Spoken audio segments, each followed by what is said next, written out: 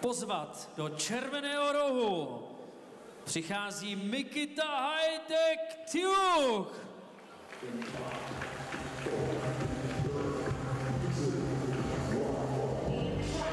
Tak ve třetím zápase máme reprezentanta z Ukrajiny, ze Senbin Karate Team.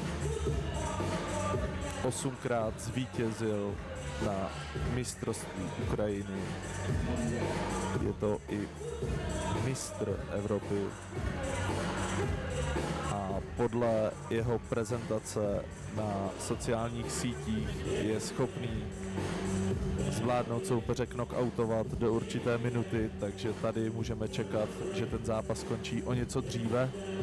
Pokud to bude jako na videu u Hightech Nikity, podle jeho promo videa je Mikita Hajtek Tijuch.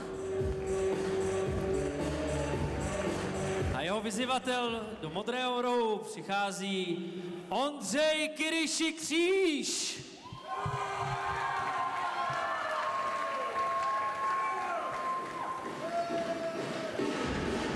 Tak a nastupuje nám další reprezentant Česka, Ondra Kříž, který 6krát vyhrál mistrovství České republiky VKF a snažil se i kvalifikovat na olympijské hry.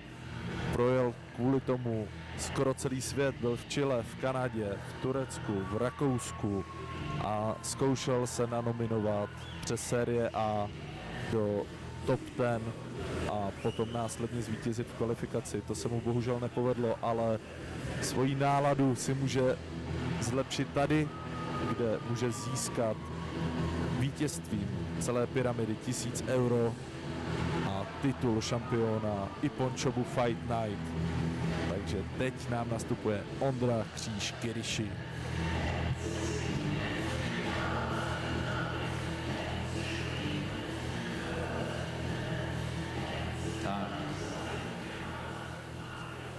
A v modrém rohu stojí Ondřej Kyryši Kříž. Předávám slovo Honzovi. Dámy a pánové, tohle je třetí čtvrtfinále Ippon Shobu Fight Night pyramidy o titul v lehké váze. Pojďme si představit oba borce. Nejprve AK v červeném rohu, 25 let, 176 cm a 66,1 kg na váze. Evropský šampion Goju-Ryu, 8násobný mistr Ukrajiny, zasloužilý mistr sportu, za Senbin Karate Club a především za Ukrajinu Mikita Hajtek Tijuch. A nyní AO v modrém rohu, 35 let, 175 cm a 65,7 kg na váze. Mistr republiky 2020 podle pravidel VKF. Medailista z mistrovství Evropy i mistrovství světa Goju-Ryu. Za karate klub Dragon Rosice a především za Česko Ondřej Kyryši Kříž.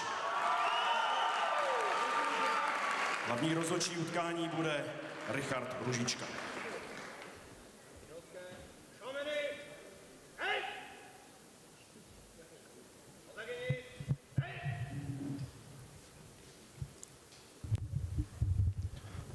Po včerejším staredownu se na ten zápas teda těším. Já musím říct, že jsem na to hrozně zvědavý, protože očekávám, jestli náhodou neuvidíme první knockout. No a z které strany? No, když jsem viděl Hajtechovo videa na sociálních sítích, ano, to byl extrém. Tam ta zkušenost je velká, ale zase Ondra... To je bojovník. Už jako tím zezřením, já myslím si, že mě překvapil teda. Já si ho pamatuju, když usiloval v té kvalifikaci na olympiádu, jak bojoval a věřím, že má možnost tady vyhrát celou tu pyramidu. Tak to tak? Uvidíme.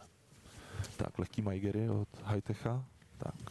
To je dlouhý klinč tohle, ale dobrý. Dobře. No, ty majgery tam jsou slušný.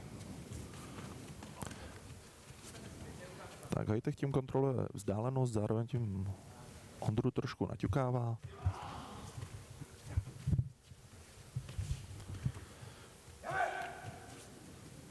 rozhodčí rozdělil ten clinch.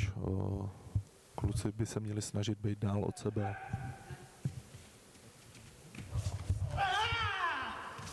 Tak tady byl určitě pro Ondru bod, ale hned zpátky. Jednoznačně. Krásný Malaši na Čudan. Ale Ondra to snesl, bojuje dále dopředu. Hajtek zase pod tlakem v rohu. Tady Výborně. dvakrát Ondra na Krásná hlavu. kombinace. Naťuknul ho slušně, teda tam chybělo kousek, aby ho podmetl.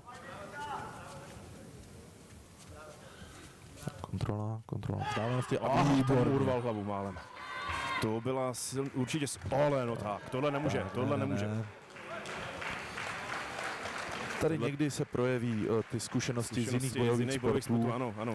Jo, ale tohle je v rámci karate nepovolený, prostě hod, jo, takže tohleto rozhodčí nebudou v rámci svých scorecaret brát jako signifikantní vlastně techniku. No, já si myslím, že jako high-tech to krčení na místě, to je dost nebezpečný pro ně. Jestli Kiriši trefí jednou, dvakrát ten úder. Přišel pro ní Ondra, to kizami na hlavu. Krásný údery za sebou. Tak jsme za polovinu zápasu. Ondra naskočený Malaši. Majgery, pardon. Neboli push kick.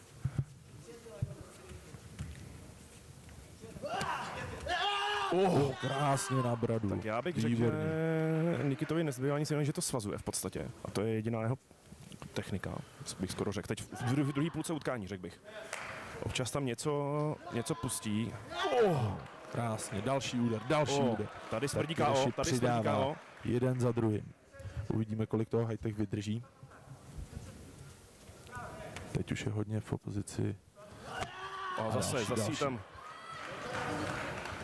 Tady je vidět, že to karate je hodně o těch jedničkách, protože ten Ondra všechno, co natrefuje, tak je v podstatě tím jabem nebo tím kizami cuky.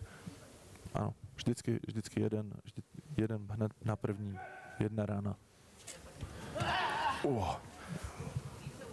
Tohle mu zkrátil Nikita, ale podle pravidel by tohle bylo hodnocený, kdyby šlo do počítání, protože sice to bylo kolenem, ale chyba je na té straně toho obránce, který zkrátil vzdálenost.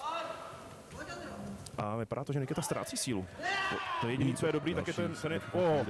Teď Nikita se snaží ukončit za každou cenu. Nezbývá moc nic jiného. Tak 10 vteřin do konce. Borci musí do toho dát všechno.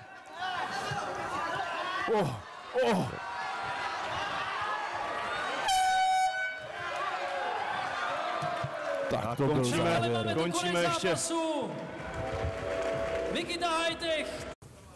Hajtek zase pod tlakem v rohu. Tady Výborně. dvakrát Ondra. Urval hlavu málem. To byla určitě no tak, tohle nemůže. Krásně na bradu. Tak já bych...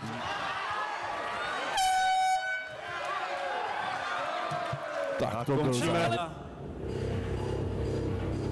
Vyhlásí vítěze. Počkáme si na verdikt rozhodčích.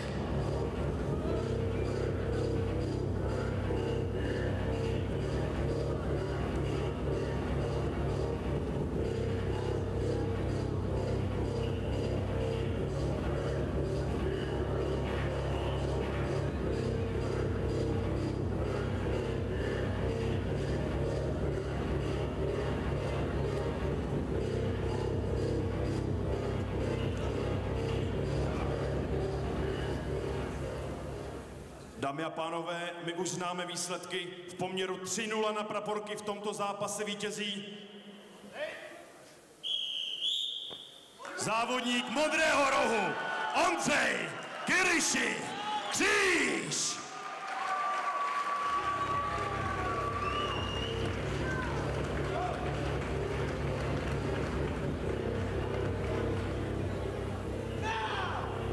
Takže Ondřej